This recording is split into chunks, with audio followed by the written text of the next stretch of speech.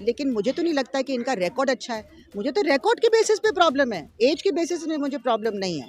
Record के basis पे problem, उनके ह्यूमन राइट्स रिकॉर्ड देखिए। क्यों उमर खालिद को जेल में बैठा के रखा है 5 साल से बिना ट्रायल के?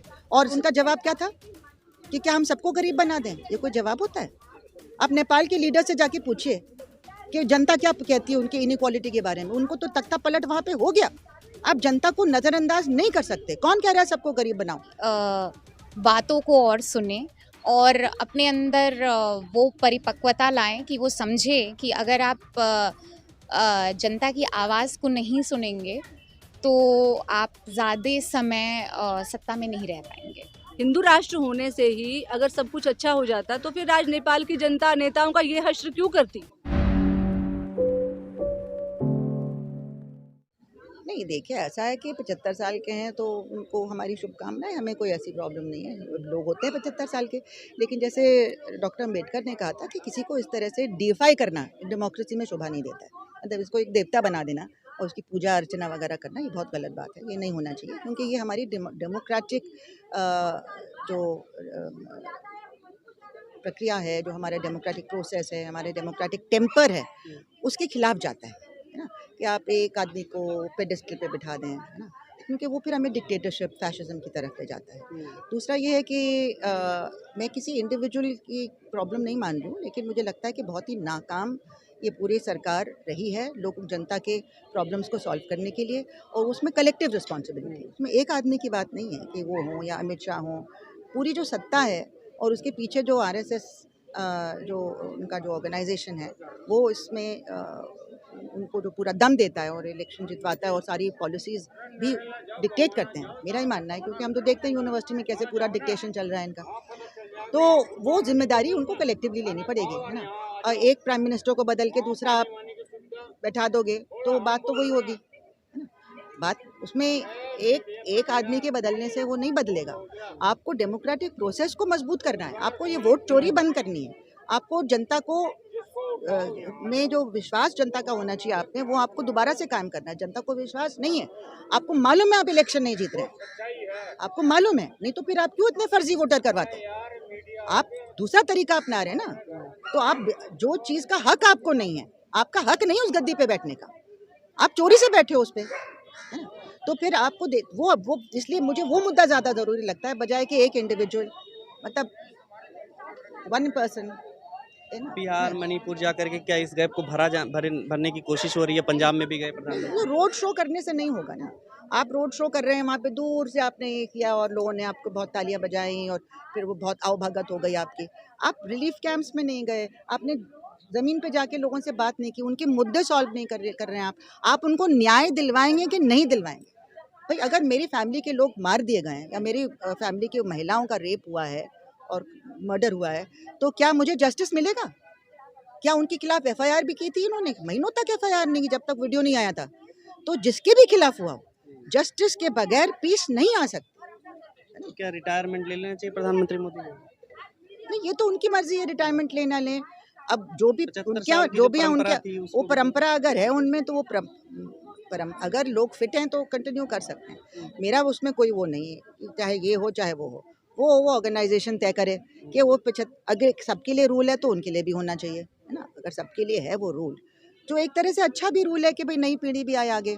लेकिन कोई इंडिविजुअल बहुत ही अगर उसके पास कंट्रीब्यूट करने के लिए बहुत कुछ है तो 75 के ऊपर भी जा सकता है ना? लेकिन मुझे तो नहीं लगता है कि इनका रिकॉर्ड अच्छा है। मुझे तो रिकॉर्ड के बेसिस पे प्रॉब्लम है, एज के बेसिस में मुझे प्रॉब्लम नहीं है। रिकॉर्ड के बेसिस पे प्रॉब्लम, उनके ह्यूमन राइट्स रिकॉर्ड देखिए।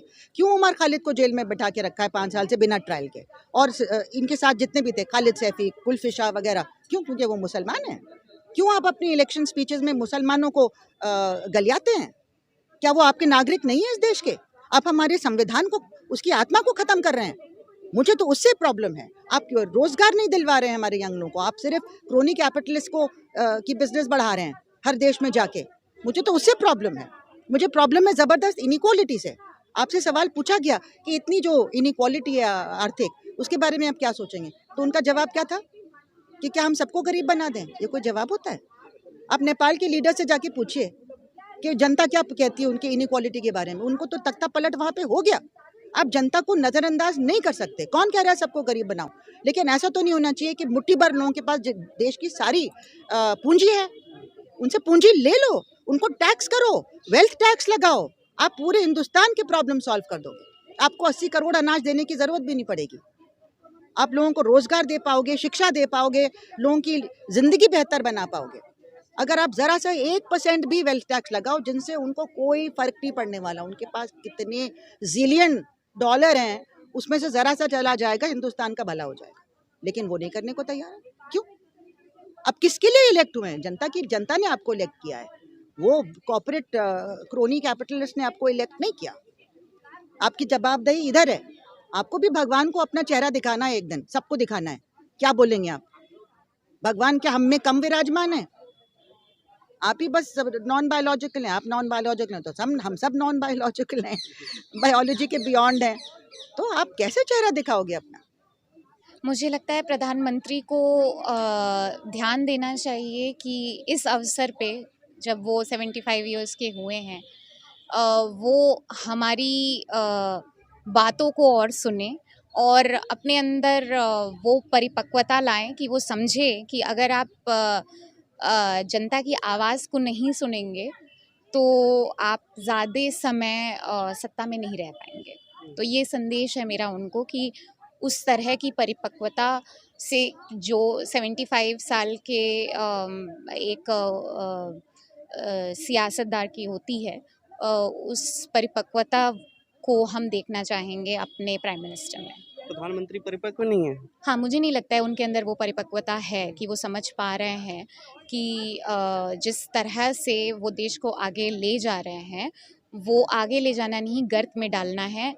अगर आप जनता की आवाज़ नहीं सुनेंगे और जनता की नब्ज़ को जैसे आपने 2014 में पकड़ा था, वैसे अगर आप फिर नहीं पकड़ पाएँगे, तो आप सत्ता में नहीं रह लेकिन पाएँगे। तब से तब लगातार ही सत्ता में बने हुए हैं, सत्ता में बने रहने के लिए ही तो तमाम चीज़ें की जा रही हैं। सत्ता में रहने के लिए अभी तक तो बने हुए हैं, लेकिन आप उनका हाल देखिए, चाहे वो अयोध्या की सीट का हाल हो या उसके अलावा भी और जो अभी बिहार के चुनाव जो होने वाले हैं, उस संदर्भ में हो, तो मुझे लगता है कि ज़्यादा वक़्त तक वो टिक नहीं पाएँगे अगर वो जनता की आवाज़ किन नहीं मुद्दों सुनेंगे। पर फोकस करने की ज़रूरत है प्रधानमंत्री को?